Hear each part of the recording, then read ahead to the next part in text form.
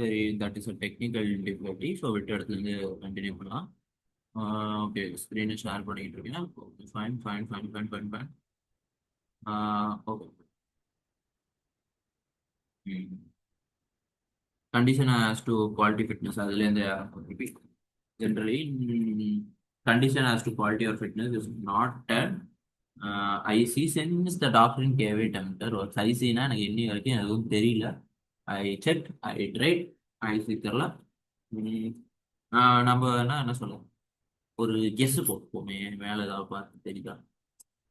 Implied condition. Okay okay. In general quality of ஃபிட்னஸும் implied condition கீழே வரதான். Since டாக்டரின் ஆஃப் கேவி டெம்பர்ங்கிறது ஒன்று இருக்கா, அது இம்ப்ளாய்டு கண்டிஷன் கீழே வராதான். இது குவாலிட்டி ஆஃப் ஃபிட்னஸ் ஸ்பெஷல் கேஸில் இம்ப்ளாய்டு கண்டிஷனில் வரலாம். அந்த ஸ்பெஷல் கேஸ்லயே வந்து ஒரு 3 கண்டிஷன் இருக்கு. ஏன்னா பையர் வந்து செல்லர் கிட்ட இன்டெண்டட் பர்பஸ் ஆஃப் குட்ஸ் சொல்லியிருக்கணும், seller ordinary debit goods. Okay okay okay. அதாவது என்ன சொல்ல வரேன்னா, ஜென்ரலாக டாக்டரின் ஆஃப் கேவே டெம்பர்னு ஒன்று இருக்கு. அதுல எப்படின்னா, செல்லர் வந்து பையர் வந்து பீவேரா இருக்கணும், அந்த குட்ஜை பத்தின நாலேஜ் இருக்கணும். அது வந்து செல்லரே எல்லாத்துக்கும் பொறுப்பாக முடியாது அப்படின்னு சொல்லியிருப்பாங்க. ஆனா இது அதை தவிர்த்து ஒரு ஸ்பெஷல் கேஸ் இருக்கு. அதாவது பையரு செல்லர் கிட்ட தம் பர்பஸ சொல்லியிருக்கணும். அந்த பர்பஸ் சொன்னதுக்கு அப்புறம் செல்லருக்கு ஆல்ரெடி அந்த குட்ஸ் வச்சு டீல் பண்ண எக்ஸ்பீரியன்ஸ் இருந்திருக்கணும். நம்பர் 3, பையர் கம்ப்ளீட்டா செல்லரோட அந்த ஸ்கில் அண்ட் ஜட்ஜ்மெண்ட் மேல ரிலே பண்ணியிருக்கணும். பையருக்கு ஐடியா இல்லை, ஸோ செல்லரே ஃபுல்லாக டிபெண்ட்டாக இருந்தது. 3 கண்டிஷன் சாட்டிஸ்ஃபை ஆனால் குவாலிட்டி ஆர் ஃபிட்னஸ் வந்து இம்ப்ளாய்ட் கண்டிஷனுக்கு கீழே வரும். So buyer can get his remedies. Condition as to merchantability and sale by அதாவது sale by sample and description. அதாவது இப்போ ஒரு சாம்பிளையும் டிஸ்கிரிப்ஷனையும் வச்சு நீ ஒரு சேல்குள்ள போறீன்னா, ஒரு சின்ன சாம்பிள் டிஸ்கிரிப்ஷன் வச்சு நீ சேல் போற. ஹோல் பல்க்கும் சாம்பிளையும் டிஸ்கிரிப்ஷன் ரெண்டுத்தையுமே மேட்ச் பண்ணணும். ஒன்று மேட்ச் ஆகட்டி கூட வந்து சாம்பிள் அண்ட் டிஸ்கிரிப்ஷன் கீழே வராது. Condition as to mercantability where the goods bought by description it is implied that goods shall be of description. திருப்பி திருப்பி அதே ரிப்பீட் பண்றான். அதாவது குட்ஸ் டிஸ்கிரிப்ஷன்ல வாங்கினா அது டிஸ்கிரிப்ஷனோட மேட்ச் ஆகணும், அது மெர்கண்டபிள் குவாலிட்டியில இருக்கணும், செல்லர் வந்து அந்த குட்ஸோட டீல் பண்ணிட்டு இருக்கணும். அவ்வளவுதான். அடுத்து இம்ப்ளைடு வாரண்டி. வேற என்ன? 15, 16, 17 அண்ட் 18. அவ்வளோ முடிஞ்சு. பக்கம் ஒரு பக்கம் வந்துட்டோம். Implied warranty. Warranty as to undisturbed possession. It is an implied warranty that the buyer shall have and enjoy a quiet and disturbed possession of goods. So buyer is later on disturbed in his possession, he may be treated as a breach of implied warranty and claimed. அதான் pier வந்து தான் வாங்கி இருக்கிற goods R என்ன சொல்ல, தனக்கு கீழே அவன் ஒரு குட்ஸை பொசஸ் பண்ணியிருக்கான் பையர் செல்லர் கிட்ட இருந்து. அந்த குட்ஸை எந்த டிஸ்டர்பன்ஸும் இல்லாம அவன் அந்த குட்ஸை ஹோல்டு பண்ணணும். அப்படி செல்லர்ட்ட இருந்து ஏதோ டிஸ்டர்பன்ஸ் வந்துச்சுன்னா அது பிரீச் ஆஃப் இம்ப்ளாய்டு வாரண்டின்னு சொல்லிட்டு டேமேஜஸ் கிளைம் பண்ணிக்கலாமா. அடுத்து warranty as to non existence of encumbrances. It is an implied warranty that the goods sold are free from any charges of encumbrance in favour of third party through that the seller has not declared or buyer don't know the fact. அதாவது என்ன சொல்லலாம்னா, ஒரு goods pier seller கிட்ட இருந்து வாங்குறான்னா அந்த goods வந்து டிஃபெக்டே இல்லாத ஒரு குட்ஸா இருக்கணும். அன்லஸ் ஆர் அன்டில் அந்த டிஃபெக்டை பத்தி செல்லர் சொல்லாம இருந்தாலோ, இல்ல பையருக்கு வந்து அந்த டிஃபெக்டை பத்தி முன்னாடியே தெரியாம இருந்தாலோ, or else at the time of contract of sale தெரியாம இருந்தாலோ, இம்ப்ளாய்டு வாரண்டி வந்து என்ன சொல்ல அப்ளை ஆகணும். ஆனா வந்து இதெல்லாம் வந்து ப்ரூவ் பண்ணணும் பையர், செல்லர் ப்ரூவ் பண்ணக்கூடாது, பையர் ப்ரூவ் பண்ணணும். அடுத்து disclosure of dangerous of goods. என்னன்னா ஒரு செல்லர் வந்து பையர் கிட்ட அந்த குட்ஸோட டேஞ்சரஸ் நேச்சரை வந்து சொல்லி ஆகணும். அது ஒரு செல்லரோட டியூட்டின்னு சொல்றோம். இப்போ வந்து எதுவும் அந்த டேஞ்சரஸ் நேச்சரை வந்து செல்லர் பையர் கிட்ட வந்து செல்லர் சொல்லாம விட்டான். அதனால எதுவும் என்ன சொல்ல, எதுவும் வந்து பையருக்கு ஏதாவது டேமேஜ் ஆச்சுன்னா அது ஒரு பிரீச் ஆஃப் வாரண்டின்னு கன்சிடர் பண்ணி பையருக்கு அதாவது டேமேஜஸ்க்கு வந்து பணம் கொடுக்கறதோ இல்லை வேற ஏதாவது பண்ணி தரதோ பண்ணணும். ஆனால் டேமேஜஸ் வந்து பையர் கிளைம் பண்ணிக்கலாம். Doctrine of caveat. The concept of doctrine of caveat let the buyer beware. Let the buyer beware. அதாவது ஒரு ஓப்பன் மார்க்கெட்ல குட்ஸ் சோல்ட் ஆகும்போது பையர் வந்து சாய்ஸ் ஆஃப் குட்ஸ் பையரோடது. ஓகேவா? செல்லர் வந்து பையரோட இம்ப்ராப்பர் சாய்ஸ் ஆஃப் குட்ஸுக்கெல்லாம் லயபிள் ஆக முடியாது. ஸோ செல்லருக்கு வந்து எந்த ஆப்ளிகேஷனும் கிடையாது குட்ஸோட டிஃபெக்ட்ஸை வந்து டிஸ்க்ளோஸ் பண்ணணும் அப்படி இப்படின்னு. ஏன்னா அது ஓப்பன் மார்க்கெட், பையருக்கு தெரிஞ்சிருக்கணும். அது வந்து பையருக்கு வந்து என்ன சொல்ல, தன்னைத்தானே சாட்டிஸ்ஃபை பண்றது பையரோட டியூட்டி. சும்மா எல்லாத்துக்கும் செல்லர் மேலே பழி போட முடியாது. இப்போ வந்து ஈவன் தோ லேட்டர் ஆன் வந்து குட்ஸ் வந்து அவனோட பர்பஸை சாட்டிஸ்ஃபை பண்ணாட்டி செல்லரை குறை சொல்ல முடியாது. ஓகேவா? ஆனா இதுக்கு ஒரு எக்ஸெப்ஷன்ஸ் இருக்கு.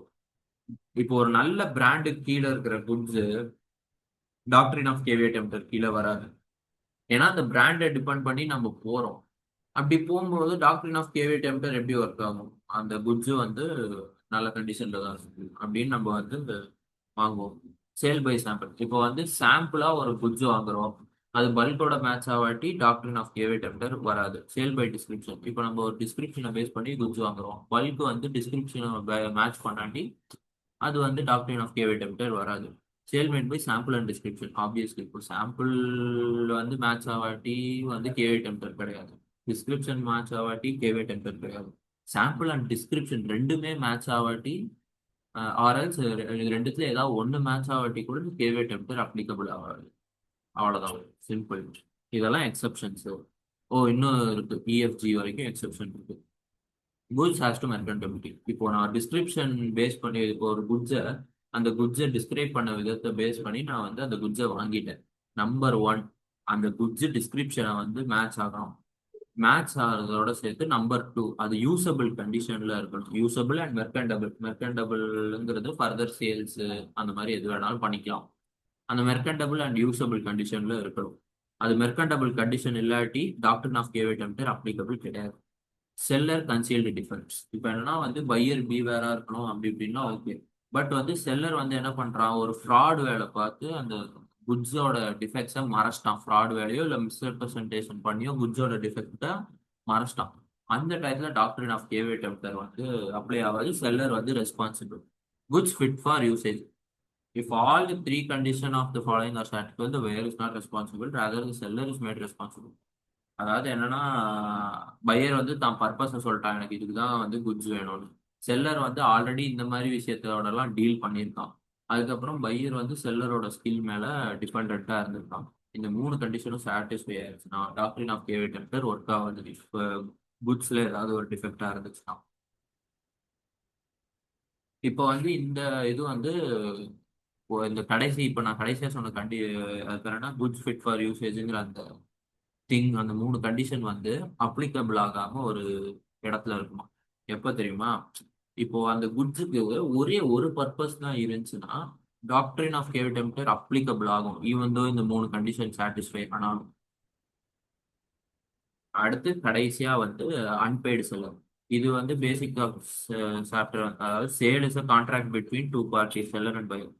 கான்ட்ராக்ட் வந்து அக்ரிமெண்ட் என்ஃபோர்ஸபிள் பை லா. கான்ட்ராக்ட்ங்கிறது agreement enforceable by law. Every promise and every set of promise is part of consideration is called agreement. Okay. அதாவது எவ்ரி ப்ராமிஸ், அதாவது every promise, every set of promise with consideration வந்து agreement நம்ம சொல்றோம். Every agreement enforceable by law is contract. Sale is a contract between two parties, buyers and sellers. இப்போ வந்து seller வந்து பையர்னால பே பண்ணப்படாட்டி அவனை வந்து அன்பெய்டு செல்லர்னு நம்ம சொல்றோம். ஓகேவா? அந்த மாதிரி அன்பெய்டு செல்லருக்குலாம் என்ன உரிமை இருக்கு? அவன் வந்து லீன் பண்ணிக்கலாம் ப்ராப்பர்ட்டியை வந்து என்ன சொல்ல, ப்ராப்பர்ட்டி டிரான்ஸ்ஃபர் ஆயிடுச்சுன்னா அவன் லீன் பண்ணிக்கலாம். அந்த ப்ராப்பர்ட்டி வந்து என்ன சொல்ல, டிரான்ஸ்ஃபர் ஆகுற ப்ராசஸ்ல இருக்கும்போது அதை ஸ்டாப் பண்ணலாம். அதை திருப்பி வாங்கி வச்சுக்கிட்டு ரீசேலும் பண்ணலாம். அதாவது என்ன சொல்ல வர்றான்னா, இப்போ நான் வந்து பையருக்கு வந்து டிரான்ஸ்ஃபர் பண்ணிட்டேன், டாக்குமெண்ட்ல டிரான்ஸ்ஃபர் பண்ணிட்டேன் பையருக்கு. அந்த என்ன சொல்ல, ஆனா வந்து அவன் பே பண்ணல. ஸோ நான் வந்து குட்ஸை ஹோல்டு பண்ணி வச்சுட்டோம். அதாவது என்னன்னா, நீ வந்து பணத்தை கூட நான் உனக்கு குட்ஸை வந்து திறந்துடுறேன், அந்த மாதிரி லீன், அந்த மாதிரி லீன்ல ஹோல்டு பண்ணி வச்சுக்கலாம். அதுவும் அதுக்கப்புறம் ஸ்டாப் இன் டிரான்சிட். இப்போ நான் டெலிவரிக்கு இனிஷியேட் பண்ணிட்டேன், ஆனா அவன் பே பண்ணல. ஸோ நான் டெலிவரியை ஸ்டாப் பண்ணலாம். அதுக்கப்புறம் அந்த குட்ஸ் என் கையில இருக்கும்ல, அவன் பே பண்ணாட்டி நான் ரீசேல் பண்ணிட்டு போயிட்டே இருப்பான். Property not transfer. இப்போ நான் அவன் பேர்ல வந்து குட்ஸை வந்து ட்ரான்ஸ்ஃபர் பண்ணல. ஸோ அப்படி ட்ரான்ஸ்ஃபர் பண்றதுக்கு முன்னாடி நான் என்ன பண்ணுவேன், டெலிவரியை ஸ்டாப் பண்ணிடுவேன். டெலிவரிக்கு ஸ்டாப் பண்ண மாட்டேன், வித்ஹோல்டு பண்ணிடுவேன். அதுக்கப்புறம் லீன் ஆஸ் யூஷுவல், ஸ்டாப் இன் transmit as usual, resale as usual. இப்போ வந்து பையருக்கு அகேன்ஸ்டா நம்ம என்ன பண்ணலாம், அந்த ப்ரைஸ்க்காக அவனை வந்து சூ பண்ணலாம். இப்போ வந்து அவனால எதுவும் லாஸ் ஆச்சுன்னா அதுக்கு டேமேஜஸ் கிளைம் பண்ணிக்கலாம். அதுக்கு ஏதாவது இன்ட்ரெஸ்ட்னாலும் கிளைம் பண்ணிக்கலாம், பிரச்சனை கிடையாது. ஓகே. ஒரு கான்ட்ராக்ட் ஆஃப் சேல் வந்து ரெசிப்ரோக்கல் ப்ராமிஸ்ங்கிறான், அதை நான் உனக்கு சொல்ல மறந்துட்டேன். அதுக்கப்புறம் வேற, seller is under an application to deliver the goods the buyer. செல்லருக்கு குட்ஸ் டெலிவர் பண்ணணும்னா பையருக்கு வந்து அந்த குட்ஸ்க்கு பே பண்ணணுன்ற அவசியமும் இருக்கு. Who is an unpaid seller? Sellers are be termed unpaid if any of this condition of satisfied. இப்போ இந்த கண்டிஷன்ல ஏதாவது ஒன்று சாட்டிஸ்ஃபை ஆனா கூட அவன் அன்பெய்டு செல்லருங்கிறான். Whole of the whole of price of the goods has not been paid or tendered and seller has immediate right of action on this price. அதாவது செல்லருக்கு இம்மீடியட்டா அந்த ப்ரைஸை வந்து வாங்குறதுக்கான உரிமை இருக்கணும். அதே சமயத்துல அந்த குட்ஸுக்கான முழு ப்ரைஸும் பே பண்ணப்படலை அப்படின்னா வந்து அன்பெய்டு செல்லர்னு ட்ரீட் பண்ணுவாங்க. பில்ஸ் ஆஃப் எக்ஸ்சேஞ்ச் அதர் தான் negotiable instrument is issued. And the bills, இப்போ வந்து ஏதாவது ஒரு negotiable instrument or bills of எக்ஸ்சேஞ்சை இஷ்யூ பண்றாங்க. அப்படி இஷ்யூ பண்ணி அந்த negotiable instrument or bills of exchange dishonour ஆயிடுச்சுன்னா அவன் ஒரு அன்பெய்டு செல்லர். இந்த அன்பெய்டு செல்லர் வந்து எனி பர்சன் இந்த பொசிஷன் ஆஃப் அ செல்லர். அதாவது செல்லர் மட்டும் கிடையாது, செல்லரோட ஏஜென்ட். அதுக்கப்புறம் ஏஜென்ட் வந்து குட்ஸ்க்கு பே பண்ணியிருப்பான்ல செல்லருக்கு பிகாஃபா, அவனும் வந்து அன்பெய்டு செல்லர் தான் ட்ரீட் பண்ணப்படும். ஸோ வந்து சோகா சாப்டர் அவ்வளோதான்.